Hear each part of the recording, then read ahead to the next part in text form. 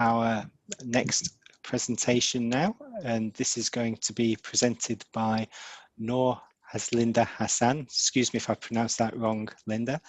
That's correct. Linda is a senior lecturer at University Technology Mara, UITM, and is currently a PhD candidate at the Kuliah of Education of the International Islamic University in Malaysia. She obtained her Bachelor of Human Sciences, English Language and Literature from the International Islamic University Malaysia in 2007, and a Master of Arts in Linguistic and English Language Studies from University Science Malaysia in 2010. Her research interests are language testing, learning-orientated assessment, and language education. Her colleague, Ainul Madzaya Zubairi, is a professor at the Kuliah of Education of the International Islamic University Malaysia. She obtained her Bachelor of Arts from University of North Texas, USA in 1986, a Master of Arts in TESL from University of North Texas in 1998, and a PhD from the University of Surrey in the UK in 2001. Her publications are in areas of language testing, language education, employability studies, and educational assessment in higher education. Her specialized areas include teaching English as a second language, language testing, educational assessment, and teacher education. Linda, thank you very much. Welcome to the conference, and it's over to you. Okay, thank you, John, for the introduction. All right, now let me share my screen. All right, so I hope everyone can see my screen now. Yes? Yes, it's on screen, all right. Linda, thank you. Okay, all right. This is the title of my presentation today, Test Consequences and Classroom Practices, an Outcome-Based Experience in Malaysia. Wait, let me put this aside. All right. Actually, this is part of my PhD thesis, and this is my supervisor, Professor Ainul Madzaya Zubairi, and I'm sorry she couldn't join us today, maybe due to some problem. All right, now. All right, as an introduction, I would like to introduce to the two key terms of the present study, which are washback and outcome-based assessment. Now, washback is defined as how testing influences teaching and learning, and in this case, in the case of the present study, it is how language testing influences teaching and learning. And in this particular, in the present study, my focus is on learning because the stakeholder of the present study is a student. All right. Now, washback studies has mushroomed following the flagship paper from Alderson and Wall entitled "Does Washback Exist?" in 1993.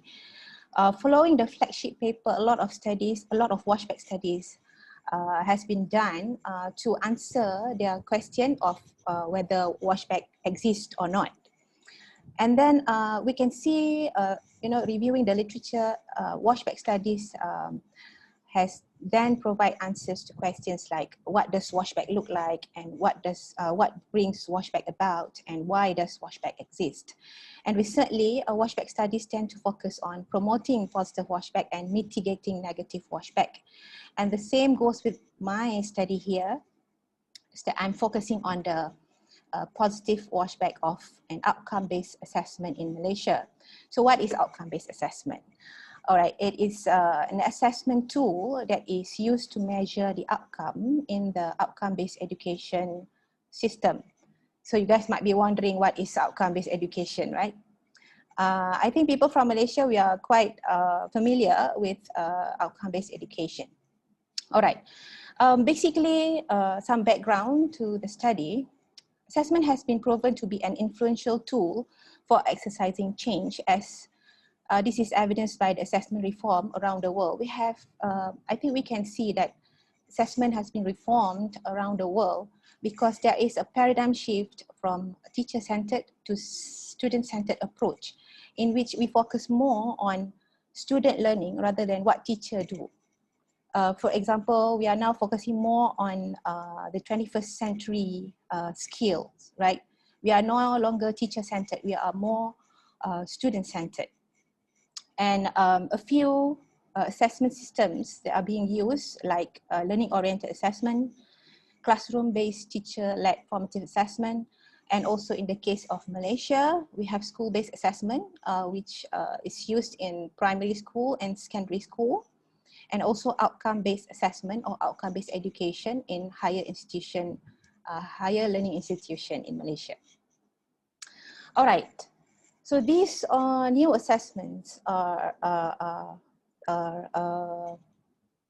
all effective assessments, so-called effective assessments, in which, but however, there are a few, according to Kursan, Plakan, and Gibril in 2016, students are at stake when it comes to assessment practices, because poor assessment practices within assessment, within effective assessment may culminate in debilitating learning. That is to say, if you have a very good assessment system, but you have poor assessment practices, this will eventually debilitate learning. So this has been the impetus for me to start this study, which is I am investigating how the adoption of outcome-based assessment, which is the widely acclaimed effective assessment, has thus far influenced student learning, or in this case, students, the learning outcomes. All right, the present study, this is specifically what the present study is to examine the consequences of using an outcome-based assessment in Malaysian education system. Particularly its washback, which is in this particular study, I'm focusing on the influences of outcome-based assessment on students in class learning, and by drawing on Bachman and Palmer's assessment use argument, one of the validation framework. And specifically, I will look into how students experience washback, focusing on the positive washback from enrolling in a language program, which is an OBA, which is called Integrated Language Skills 3, the test battery of the Integrated Language Skills 3 in UITM, University Technology Mara, Malaysia. All right, sorry. Okay, just a bit of background of what is OBE. So this is the father of OBE, SPEDI, said that a curriculum has to start with a clear picture of what is important for students to be able to do. So basically this is learning outcome. Each curriculum has to have learning outcomes, in which learning outcomes tell us what students should be able to do at the end of a program or at the end of a lesson. So the extent to which the outcomes have been realized is measured by a means of a tool, which is the assessment. So in this case, the outcome-based assessment, which is used to observe and measure the extent to which the learner achieved the learning outcome by means of valid, reliable, and fair assessment. All right, now this is the course or the test battery that I'm talking about. It's the name is Integrated Language Skills. It is a diploma level proficiency course, and if you can see here, the table here is the evolvement of the test. Started with Bell 311. If you can see here, for final exam, we have final exam, but now the latest one, we don't have final exam. 100%, it is 100% ongoing assessment, covering 3 skills, writing, reading, and also speaking. So for graduation purpose, diploma students have to undergo three level of proficiency course, and this is the final course, and hence making it a high stakes test for the students. And talking about the learning outcome of this test, this test is aligned with the Malaysian Ministry of Higher Education, which is learning outcome 4, which is communication skill. All right, this is Bachman and Palmer's assessment use argument. I'm just going to talk about it to simply put how the findings of my study will be placed in the assessment use argument. So you can see here we have a few names like claims, warrants, backings, and also rebuttals, but unfortunately we are not going to talk about rebuttals today. But anyway, so we have claims. Claims are intended decisions to make.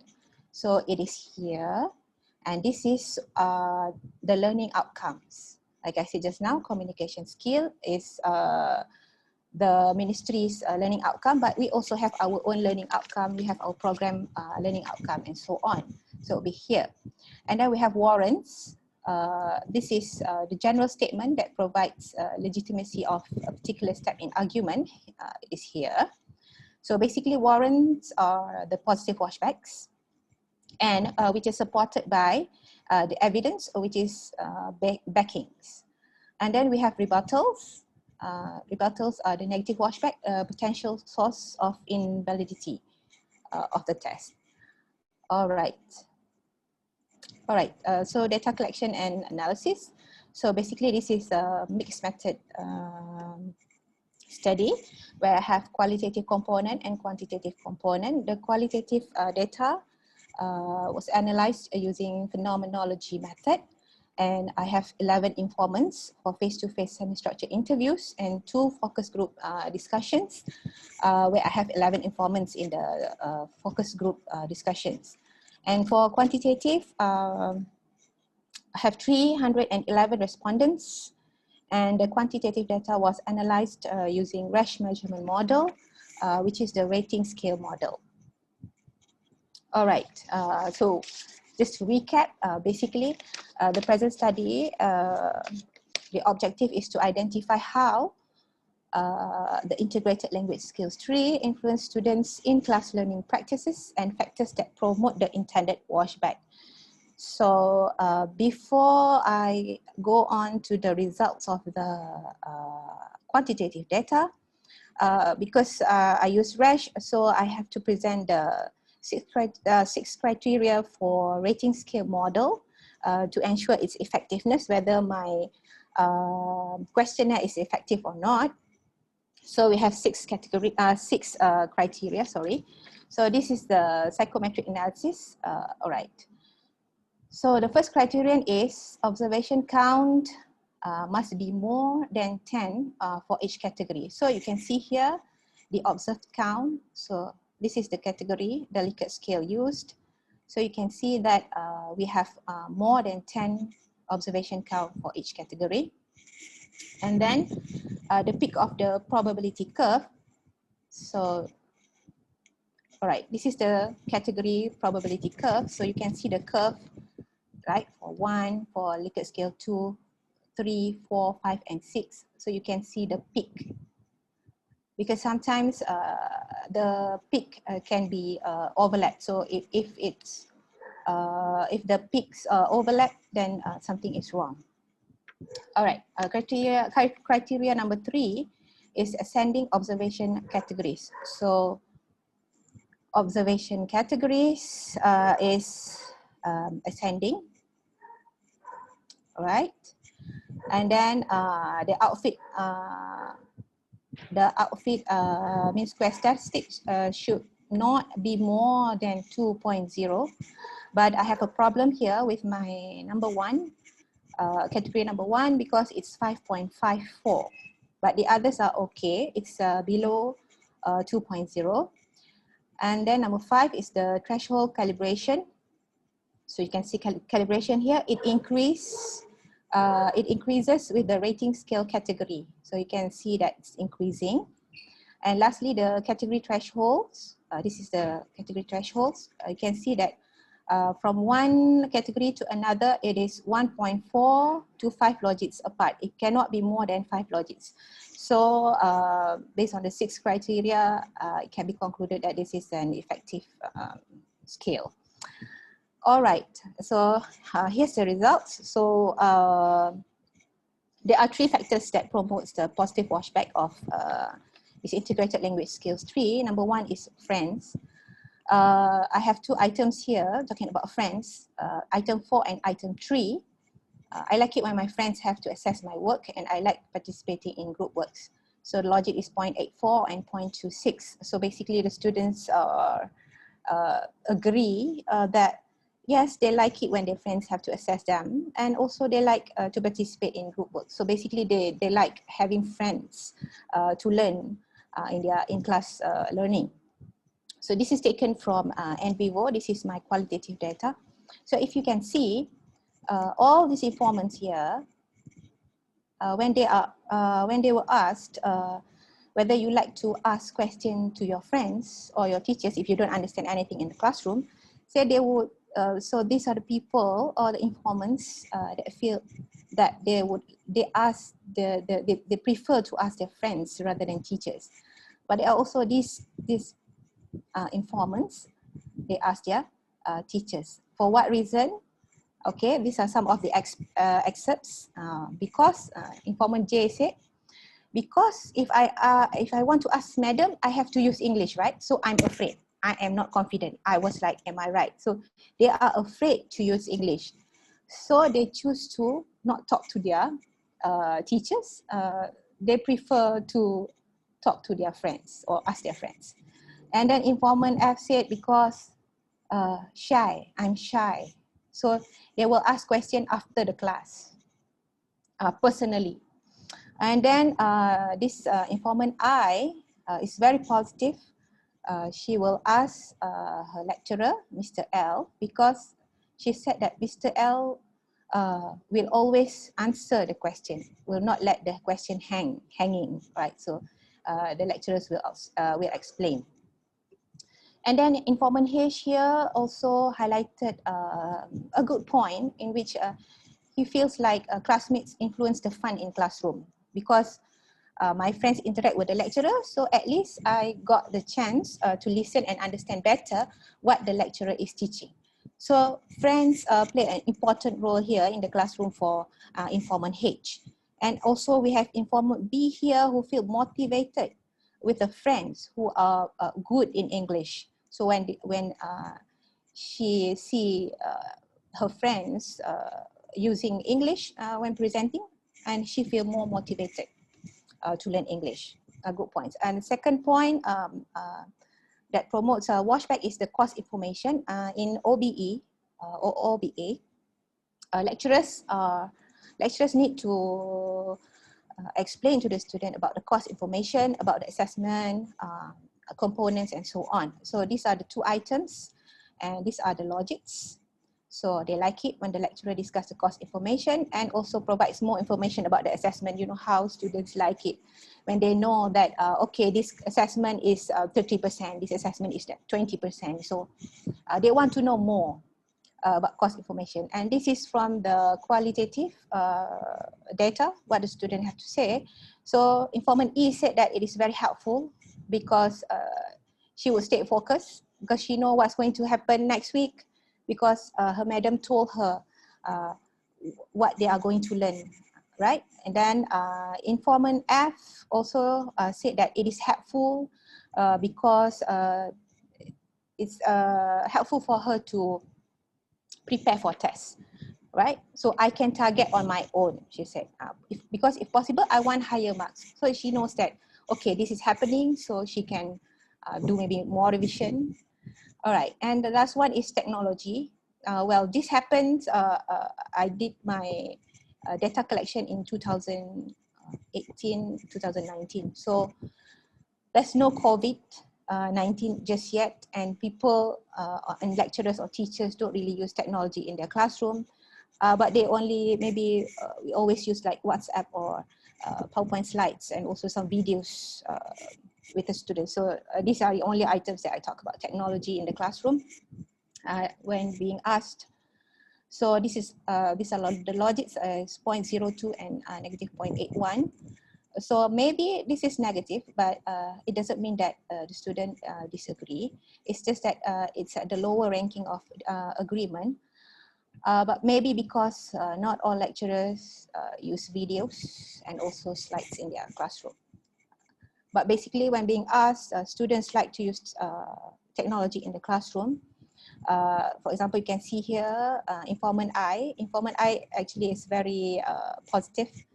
She uses apps, and interestingly, she uses this British Council app to check on her grammar. And then some of the informants here also use the internet. They do some Google search, but with the permission of the teacher, because it's not easy to use internet or mobile phone in classroom at that particular time. So maybe now it's a different case because of online distance learning, right? All right. So a few washback studies have talked about how friends being the factor of promoting washback, like for example, Najihah 2018 and also Zan in 2009. And talking about the course information, Sun 2016 says that the student's perception on test users exert more powerful effect. So in the case of the present study, when the student knows the assessment component or what the course is all about, they have more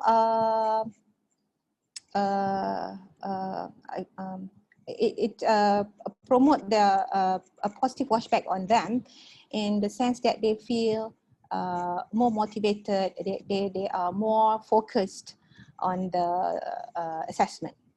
And so, wait, I cannot see my slides, okay.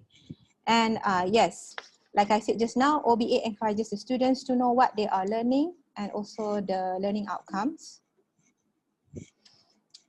All right, and also the most important thing nowadays, recently, is technology has played a role in in-class learning, and also technology is used as a platform to access learning materials alongside the textbook as their main reference. So technology has now become the source of material, learning material, rather than using textbook. And this is also echoed in some washback studies like Shi, Stoneman, and also Zhang. All right, so in conclusion, I think it is of utmost importance for students to have a better understanding of the assessment to avoid misconception, right? And also teachers need to be equipped with more relevant knowledge, especially on assessment literacy, technology, and also 21st century skills. And there is a need for test developers to communicate with teachers, with students, with regard to the changes required of them in assessment as well as teaching and learning activities. And I would say OBA is a timely effort by the Malaysian government. However, I think this is something common, a problem that we have with new implementation of a new assessment system, which is with the implementation. That means everyone in the system has a role to play. All right, so these are the future directions. I know I have, all right, John is here already. Okay, so future directions, maybe we might want to look at the influence of technology in assessment, and also investigate washback effects on online assessment like EPT, English Professional Test, and also maybe replicating this study to look at other stakeholders' perspective, like maybe the test developers or parents. Right. Okay, I think that's all. Thank you very much. Thank you very much, Linda, for that. Thank you. We've still got a few minutes left, so if anybody has any questions that you would like to ask Linda about her presentation, please feel free to type them into the chat box on the screen. Or if you'd like, you could raise your hand and I'll hand over the audio to you.